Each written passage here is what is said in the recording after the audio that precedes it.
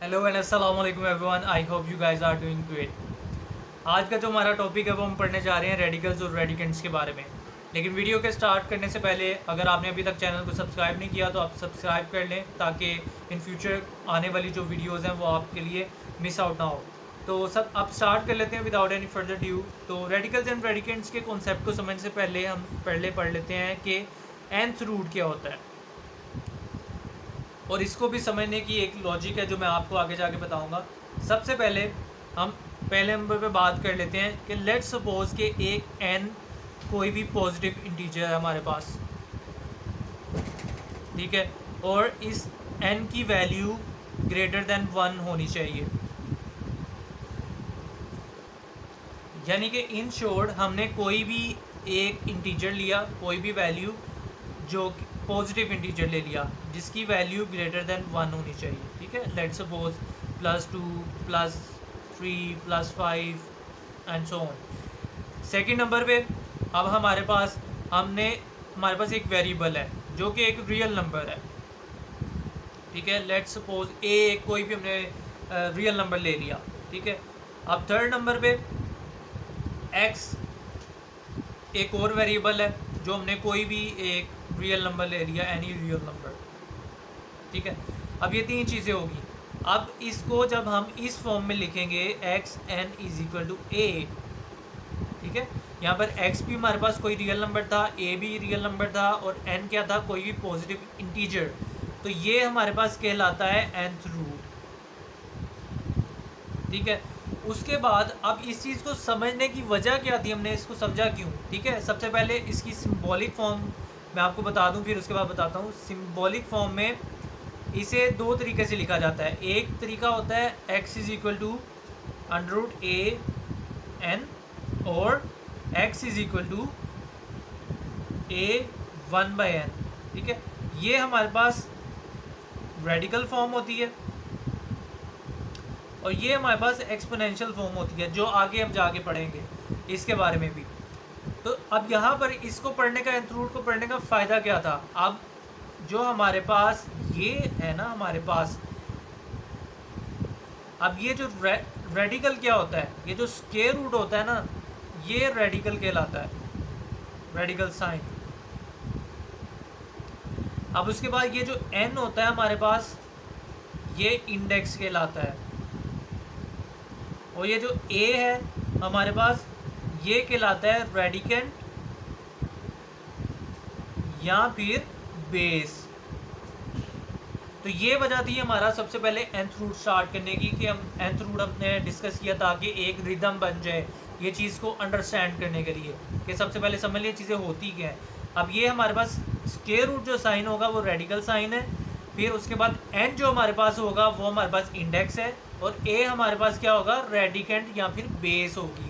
अब इसके बाद हम पढ़ेंगे कि रेडिकल फॉर्म और एक्सपोनेंशियल फॉर्म क्या होती है, इनमें क्या डिफरेंस है, और इनकी कुछ एग्जांपल्स करेंगे। अब यहाँ पर मैंने रेडिकल फॉर्म और एक्सपोनेंशियल फॉर्म लिखा है, इनके डिफरेंस पे भी देखेंगे, इनमें डिफरेंस क्या होता है, इनकी कुछ एग्जांपल्स भी करेंगे ताकि आपकी अच्छी अंडरस्टैंडिंग हो जाए, ताकि कोई क्वेश्चन आए तो आप उसको फ़ौरन से पिक कर लें। तो सबसे पहले जो हमारे पास रेडिकल फॉर्म होती है वो ये होती है हमारे पास x is equal to square root a और यहाँ पर पावर n, ये हमारे पास रेडिकल फॉर्म आ गई। और एक्सपोनेंशियल फॉर्म क्या होती है हमारे पास, वो होती है x is equal to a और इसकी पावर इसका 1/n। ये हमारे पास एक्सपोनेंशियल फॉर्म होती है। इसकी कुछ एग्जांपल्स हम ले लेते हैं कि जी फॉर एग्जांपल इसकी क्या एग्जांपल्स होंगी जब इसको हमारे पास क्वेश्चन आता है या इसकी रिप्रेजेंटेशन होती है वो किस तरह होती है। तो लेट्स सपोज कि यहाँ पर एग्जांपल 1 लेते हैं स्क्वायर रूट x, ठीक है, और इसकी पावर 3, ठीक है। या फिर एक और एग्जांपल ले लेते हैं कि x की पावर 2 और यहाँ पर पावर 5। अब एक्सपोनेंशियल फॉर्म की जब हम बात करेंगे, इसकी कुछ एग्जांपल्स देख लेते हैं कि ये किस तरह से हमारे पास इनकी रिप्रेजेंटेशन आती है, क्वेश्चन आते हैं। तो वो हमारे पास आते हैं x की पावर 3/2, ठीक है। यानी इस फॉर्म में लाना है, ये समझ लें ये a की जगह x आ गया और ये पावर 1/n जो लिखी हुई है 3/2 आ गया, ठीक है। अब इनको सॉल्व किस तरह से करते हैं वो भी इनके क्वेश्चन कुछ करते हैं हम एग्जाम्पल्स। अब एक और एग्जांपल ले लेते हैं इसकी। लेट्स सपोज के जी हमारे पास एक x 2/7, ठीक ठीक है, ये इनकी रिप्रेजेंटेशन होती है, ये जेनेरिक फॉर्म है, ये क्वेश्चन जिस तरह से आते हैं ये वो फॉर्म है। अब लेट सपोज इनका कोई एक क्वेश्चन कर लेते हैं, कोई एग्जांपल्स कर लेते हैं। जब रेडिकल फॉर्म में आपके पास क्वेश्चन आता है तो वो इस तरह से आता है कि -8 की स्क्वायर रूट -8 और उसकी पावर यहाँ पर आ जाए 5। अब आपको कहा जाता है इसको एक्सपोनेंशियल फॉर्म में कन्वर्ट करो। तो ये बहुत ही सिंपल है, आपने ये आपके पास रेडिकल फॉर्म है, ये एक्सपोनेंशियल फॉर्म है, आपने ये दोनों जेनेरिक फॉर्म ज़हन में रखनी है। तो आपने एक्सपोनेंशियल फॉर्म में कन्वर्ट करना है, तो आपने इस वाली जेनेरिक फॉर्म को अप्लाई करना है। कैसे कि समझ लें कि ये जो -8 है ना, ये a है यहाँ पर, ठीक है। तो आपने लिखा सबसे पहले -8 a आ गया आपके पास। अब उसके बाद 1/n लिखना है। n हमारे पास ये है 5, ये n है, ये हमारे पास a है, ठीक है। तो अब हमने 1/n करना है, तो 1/n 5, ये आपके पास आ गई एक्सपोनेंशियल फॉर्म आ गई है, ठीक है। उसके बाद एक और एग्जांपल ले लेते हैं, आपकी अच्छी अंडरस्टैंडिंग बन जाए इससे। अब लेट से x की पावर 5 है और यहाँ पर n की जो वैल्यू है वो 3 है, ठीक है। अब इसको कहा जाता है कि जी इसको एक्सपोनेंशियल फॉर्म में कन्वर्ट करो। ये अब ये जेनेरिक फॉर्म फिर आप इमेजिन करें। अब ये सोचें ये a है, ये आपके पास n है। सबसे पहले हमने a लिखना होता है, ठीक है। तो आपने सबसे पहले a को लिखना है x, और x की पावर क्या है 5 है, ठीक है। तो उसके बाद हमने लिखना होता है 1/n, तो 1/3। या आप इसको इस तरह से लिख सकते हैं, या फिर आप इसको इस तरह से भी लिख सकते हैं x की पावर 5/3, ठीक है, जो कि एक बेसिक सी चीज़ है। अब उसके बाद हम बात करते हैं जब एक्सपोनेंशियल फॉर्म की, उसकी कुछ एग्जांपल्स देख लेते हैं कि वो किस तरह से आपके पास आती हैं। कि आपके पास इस तरह से क्वेश्चन आता है एक्सपोनेंशियल फॉर्म में y पावर 3/4। अब इसको कहा जाता है इसको रेडिकल फॉर्म में कन्वर्ट करो। अब आपने इस जेनेरिक फॉर्म को देखना है, जिस फॉर्म में कन्वर्ट करना है उसकी जेनेरिक फॉर्म आपके जहन में होनी चाहिए। अब यहाँ पर समझ लें कि ये y जो आपके पास है, ये लेट से आपके पास है a, ठीक है। अब इस वाले क्वेश्चन को भी आप जहन में रखें। अब a आपके पास y आ गया, ठीक है। अब उसके बाद क्या आता है रेडिकल फॉर्म में, स्क्वायर रूट आ गया, स्क्वायर रूट के अंदर a आता है, ठीक है। अब उसके बाद अब यहाँ पर देखें x की पावर जब 5 थी तो हमने 5/3 लिख लिया था, ठीक है। अब ये यहाँ पर y की पावर 3/4 है, ठीक है। तो यानी कि ये a की पावर बन सकती है। अब इसको मैं और जेनेरिक करके आपको लिख के दिखा देता हूँ। लेट सपोज कि ये y की पावर 3 है और बाहर 1/4 है, इसको इस तरह भी लिखा जा सकता है, ठीक है। तो उसके बाद ये सारा हमारे पास क्या आ गया, a आ गया, ठीक है। तो a y की पावर 3 आ गई हमारे पास। अब उसके बाद हमने बाहर क्या लिखना होता है, n लिखना होता है। तो n हमारे पास क्या है, ये इस फॉर्म में है ना, 1/n है, ठीक है। तो यहाँ पर सिर्फ n आएगा, तो यहाँ पे 4 लिख देंगे, ठीक है। एक और एग्जांपल करते हैं ताकि आपकी अच्छी अंडरस्टैंडिंग बन जाए। अब दैट से x की पावर -3/2 है। अब इस चीज़ को समझें। सबसे पहले आपने इसको रेडिकल फॉर्म में जब कन्वर्ट करना है तो इस वाली पावर को इस तरह से स्प्लिट करना है, x -3, ठीक है, और इसकी पावर 1/2, इस तरह लिख सकते हैं हम, ठीक है। उसके बाद ये सारी जो चीज़ है ये वाली, ये आपके पास आ गया a, और ये जो 1 से डिवाइड हो रही होती है जो चीज़, वो आपके पास n आ गया, समझ लें। तो अब उसके बाद हमने इस फॉर्म को ज़हन में रखना है कि x = square root n a। अब यहाँ पर आपने क्या करना है कि ये आपके पास स्क्वायर रूट के अंदर a आएगा, तो a आपके पास क्या है, x की पावर -3 है, ठीक है। और n आपके पास क्या है 2, तो यहाँ पर ये आ जाएगा, ठीक है। या फिर एक और इम्पोर्टेंट चीज़ कि जब भी स्क्वायर रूट 2a हो, इसको हम स्क्वायर रूट a लिख सकते हैं, ठीक है। इसके बारे में हमने पढ़ा था। तो आप इसको इस तरह भी लिख सकते हैं, यहाँ पर पावर 2 है तो आप इसको खाली x की पावर -3 भी लिख सकते हैं, ये भी ठीक है, ये भी ठीक है और ये भी ठीक है, ठीक है। मैंने आपको दोनों चीज़ें बता दी हैं। तो ये थी रेडिकल फॉर्म और exponential form, generic form, question किस तरह से आते हैं, किस तरह से रेडिकल फॉर्म को एक्सपोनेंशियल फॉर्म में कन्वर्ट किया जाता है और एक्सपोनेंशियल फॉर्म को रेडिकल फॉर्म में कन्वर्ट किया जाता है। ये बहुत ही बेसिक है, बस आपने जेनेरिक फॉर्म को जहन में रखना है और एक कॉन्सेप्ट क्रिएट करना है कि अच्छा ये चीज़ ए है, ये पावर एन है, तो किस तरह से हम इसको जस्ट यहाँ पर फॉर्मूले में वैल्यूज़ पुट करनी है। अब उसके बाद हम बात करेंगे कि प्रॉपर्टीज़ ऑफ रेडिकल्स क्या होती हैं, उसके बारे में बात करेंगे। अब हम बात कर लेते हैं प्रॉपर्टीज़ ऑफ रेडिकल्स की, इसकी क्या प्रॉपर्टीज़ होती हैं। तो इसकी बेसिकली 5 प्रॉपर्टीज़ होती हैं, हम बारी बारी सबके बारे में पढ़ते हैं। सबसे पहले पहली प्रॉपर्टी, लेकिन प्रॉपर्टी स्टार्ट करने से पहले मैं आपको एक चीज़ बता दूं कि ए बी बिलोंग करते हैं रियल नंबर से और एम और एन जो हमारे पास हो वो होने चाहिए पॉजिटिव इंटीजर्स, पॉजिटिव इंटीजर्स होने चाहिए, ठीक है। यानी ए बी जो हो वो रियल नंबर से बिलोंग करते हो, यानी रियल नंबर्स हो, और एम और एन जो हो वो पॉजिटिव इंटीजर्स हो। अब यहाँ पर मैं आपको प्रॉपर्टी स्टार्ट करवाता हूँ। अब सबसे पहली प्रॉपर्टी आती है कि स्क्वायर रूट के अंदर ए बी दो वैल्यूज़ हो जो कि रियल नंबर्स हो, उनका प्रोडक्ट हो और उनकी पावर एन हो, ठीक है। तो राइट हैंड साइड पे आप इस प्रॉपर्टी को इस तरह से स्प्लिट कर सकते हैं कि इन स्क्वायर रूट ए की पावर एन और स्क्वायर रूट बी की पावर एन, आप इसको इस तरह से स्प्लिट कर सकते हैं। ये प्रॉपर्टी है इसकी कि दो ए बी वैल्यूज़ हैं, ठीक है, जिनका प्रोडक्ट हो रहा है आपस में और उनकी पावर सेम है, तो आप उनको इस तरह से स्प्लिट कर सकते हैं।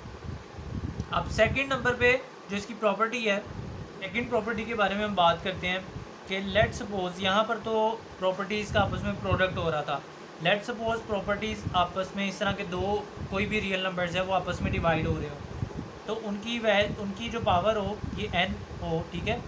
तो उसको आप किस तरह से कर सकते हैं कि इन दोनों को आप स्प्लिट कर सकते हैं कि स्क्वायर रूट ए का स्क्वायर रूट उसकी power N divided by B का स्क्वायर रूट उसकी पावर एन यूज़ करके इनको स्प्लिट कर सकते हैं। अब उसके बाद मूविंग फर्दर ये थर्ड प्रॉपर्टी की जब हम बात करते हैं तो थर्ड प्रॉपर्टी में क्या होता है कि लेट सपोज ए का स्क्वायर रूट और उसकी पावर हो एम, ठीक है, उसके बाद एक और स्क्वायर रूट हो जिसकी पावर एन हो, इस तरह की कोई फॉर्म आ जाती है आपके पास, तो उसको आप किस तरह कर सकते हो कि उन दोनों की पावर्स का आपस में प्रोडक्ट कर सकते हो आप, ठीक है। यानी कि ए का स्क्वायर रूट था और उसकी पावर एम थी और उसका फिर स्क्वायर रूट था और जिसकी पावर एन थी, तो आपने स्क्वायर रूट को कॉमन कर लिया और उनकी जो पावर थी उनका आपस में प्रोडक्ट कर दिया, ठीक है, और ए उसी तरह स्क्वायर रूट के अंदर आ जाएगा। अब फोर्थ नंबर पे जो प्रॉपर्टी है वो ये है कि लेट सपोज ए का स्क्वायर रूट है, ठीक है, और ए की पावर एम है और स्क्वायर रूट की पावर एन है, तो आप उसको क्या लिख सकते हो कि स्क्वायर रूट की पावर एन अंदर ए और इसकी होल पावर एम लिख सकते हो आप, ठीक है। यानी कि जो ए की पावर थी एम उसको ये होल स्क्वायर रूट की पावर एम लिख सकते हो। अब उसके बाद फिफ्थ प्रॉपर्टी की जब हम बात करते हैं तो उसमें क्या होता है कि स्क्वायर रूट ए की पावर एन हो और स्क्वायर रूट की भी पावर एन हो, तो ये आप सिंपली जो ए होगा वो आ जाएगा हमारे पास, यानी कि ए की पावर एन हो और स्क्वायर रूट की भी पावर सेम हो, तो वो सिंपली वो ए जो वेरिएबल होगा वो हमारे पास आ जाएगा। अब ये प्रॉपर्टीज़ इम्प्लीमेंट किस तरह से होती हैं, अब मैं आपको एक क्वेश्चन करवाता हूँ जो एक इम्पोर्टेंट क्वेश्चन है कि ये इम्प्लीमेंट किस तरह से होती हैं प्रॉपर्टीज़, उसके बारे में बात करते हैं। तो हम एक क्वेश्चन ले लेते हैं, लेट्स से कि ये हमारे पास क्वेश्चन है 16 एक्स की पावर 4 और वाई की पावर 5 और उसकी रेडिकल की जो पावर है वो 3 है। अब इस तरह से हमारे पास क्वेश्चन आ जाता है और कह दिया जाता है कि इसको सिंप्लीफाई किया जाए, ठीक है, सिंप्लीफाई करें। आप सिंप्लीफाई किस तरह से करेंगे, सब हमने अब ये प्रॉपर्टीज़ लगा के सिंप्लीफाई करना होता है। सबसे पहले हम क्या करेंगे, इसको फैक्टराइज कर लेंगे, ठीक है, कि फैक्टराइज किस तरह से करेंगे कि ये 16 है, आप इसको इस तरह से लिख सकते हैं कि 2 × 8 लिख सकते हैं, तो ये भी 16 ही बनेगा, ठीक है। इसमें बस आपने अपनी कॉमन सेंस का यूज़ करना है और आपने बस ये प्रॉपर्टीज़ को किसी तरह इम्प्लीमेंट करना है। तो ये हमने सबसे पहले फैक्टराइज किया, इसको स्प्लिट कर लिया। इस तरह ये x की पावर 4 है तो हमने किया x इंटू एक्स की पावर 3 लिख लिया, ठीक है। उसके बाद ये हमारे पास y की पावर 5 है तो हमने क्या किया, y की पावर 2 और y की पावर 5, इसको जस्ट हमने स्प्लिट, y की पावर 3 यहाँ पर रह जाएगा, सॉरी। तो ये y की पावर 2 y की पावर 3 यानी y की पावर 5 को हमने स्प्लिट कर लिया, ठीक है। तो सिंपली हमने इसको फैक्टराइज कर दिया, फैक्टराइज। उसके बाद नेक्स्ट स्टेप क्या है कि आपने जो स्क्वायर वाली पावर्स हैं, ठीक है, जो इस तरह स्क्वायर वाली या खाली एक्स वाली हैं, उनको एक साइड पे कर लें। जिनका प्रॉपर क्यूब बन सकता है उनको एक साइड पे कर लें। किस तरह से हम करते हैं कि लेट सपोज अब ये 2 है, अब यहाँ पर देखें कि 8 का भी क्यूब बन सकता है कि 2 की पावर अगर हम 3 करें तो ये 8 होता है हमारे पास, ठीक है। तो अब हमने जो क्यूब बन सकते हैं वो क्यूब बना लेने हैं और बाकी सबको एक साइड पे कर देना है। आप किस तरह से कि square root 2x Y square, उसके बाद जो क्यूब बन रहे हैं उन सबको कटा कर लें, 2 का क्यूब, y का क्यूब और x का क्यूब, ठीक है। ये आपने साइड पे कर लिया, सेपरेट कर लिया। अब उसके बाद क्या कि यहाँ पर अगर हम देखें, ये समझ लें लेट सपोज कि ये हमारे पास a है और ये समझ लें ये हमारे पास b है, ठीक है। अब इसकी पावर भी थी यहाँ पर बाय 3 जो हम लगाना भूल गए थे, ठीक है। तो अब यहाँ पर सपोज कर लें ये हमारे पास a है और ये b है। तो यहाँ पर अगर हम फर्स्ट प्रॉपर्टी अप्लाई करें, यहाँ पे फर्स्ट प्रॉपर्टी अप्लाई करते हैं जो कहती है अगर ए बी का प्रोडक्ट हो, ठीक है, और स्क्वायर रूट की पावर हो, उन दोनों की कॉमन हो, तो आप उसको स्प्लिट कर सकते हैं। तो स्प्लिट करके हम किस तरह से लिख लेंगे कि ये 3 और ये 2x y का स्क्वायर, ठीक है, और इसके साथ हम b वाले को यहाँ पे लिख लेंगे 2 की पावर 3 x की पावर 3 और y की पावर 3, ठीक है। ये यहाँ पर हमने इस तरह से लिख लिया। अब उसके बाद हम क्या करेंगे, इन सब को भी आप स्प्लिट कर सकते हो। यहाँ पर देखो कि 2 की पावर 3 x की पावर 3 y की पावर 3, अब इस वाले जो एरिया है ना इसको हम स्प्लिट कर सकते हैं दोबारा से फर्स्ट प्रॉपर्टी लगा के कि प्रोडक्ट हो रहा है और उनकी पावर कॉमन है, तो हम इसको स्प्लिट कर लेते हैं। 2x y स्क्वेयर 3, उसके बाद इन सब को हमने अलहदा कर लिया, 2 की पावर 3, फिर उसके बाद x की पावर 3 यहाँ पे 3, फिर उसके बाद y की पावर 3 और यहाँ पे 3, ठीक है। उसके बाद हमने क्या करना है कि ये जो हमारे पास है हमने यहाँ पर फिफ्थ प्रॉपर्टी अप्लाई की। अब फिफ्थ प्रॉपर्टी क्या कहती है कि अगर a की पावर सेम हो, जैसे कि रेडिकल की पावर हो, जैसे a की पावर n है, रेडिकल की पावर n है। यहाँ पर देखें 2 की पावर 3 है और रेडिकल की पावर 3 है, x की पावर 3 है, रेडिकल की पावर भी 3 है, y की पावर क्या है 3 है, रेडिकल की पावर 3 है। तो अब हम इसको सिंपली a की फॉर्म में लिख सकते हैं। कैसे, यहाँ पे ये पावर इससे कैंसिल होगी, ये पावर इससे कैंसिल, ये पावर इससे कैंसिल, तो क्या आ जाएगा 2x y आ गया, ठीक है, और फिर यहाँ पर ये आ गया 2x y स्क्वेयर, ठीक है। तो यानी जितना सिंप्लीफाई हो सकता है आपने उतना कोशिश करनी है, इसके आगे नहीं सिंप्लीफाई हो सकता तो आपने यहाँ पे स्टॉप लगा देना। ये आपके पास आपका आंसर आ गया, ठीक है। तो इसी तरह से आपके पास क्वेश्चन आते हैं और आपको बोल दिया जाता है कि ये प्रॉपर्टीज़ यूज़ करके, जो आपको याद करनी पड़ती है, प्रॉपर्टीज़ आपको गिवन नहीं होती, ये प्रॉपर्टीज़ अप्लाई करके बस सिंप्लीफाई करें क्वेश्चन को, इस तरह आपने सिंप्लीफाई करना होता है। तो आई होप ये वीडियो आपके लिए हेल्पफुल रही होगी और आपके लिए अब रेडिकल्स और रेडिकेंट का टॉपिक सारा क्लियर हो गया होगा। तो अब आपने क्या करना है, इनकी क्वेश्चंस की ज़्यादा से ज़्यादा प्रैक्टिस करनी है, ताकि मैथमेटिक्स हमेशा प्रैक्टिस से आता है, तो आपने प्रैक्टिस करनी है ज़्यादा से ज़्यादा, ताकि आपके लिए ये प्रॉपर्टीज़, रेडिकल्स एंड रेडिकेंट्स का टॉपिक ज़रा भी मुश्किल ना रहे। तो आई होप ये वीडियो आपके लिए हेल्पफुल रही होगी। तो इस वीडियो को ज़्यादा से ज़्यादा लाइक करें, सब्सक्राइब करें चैनल को अगर आपने अभी तक नहीं किया, और अपने फ्रेंड्स के साथ शेयर करें। और आप कमेंट में ज़रूर बताइएगा कि ये वीडियो देखने के बाद आपका रेडिकल्स और रेडिकेंट्स की जो क्वेश्चन करने में आपके लिए ये हेल्पफुल रहा टॉपिक के नहीं, तो कमेंट में लाजमी बताइएगा। तो अगर आपकी तरफ से कोई सजेशन होता है वो भी आप कमेंट में बता सकते हैं, और आपके नेक्स्ट किस टॉपिक पे आप देखना चाह रहे हैं वो भी बता सकते हैं। तो मिलते हैं नेक्स्ट टॉपिक के साथ, तब तक के लिए अपना ख्याल रखें। अल्लाह हाफ़िज़ एंड टेक केयर।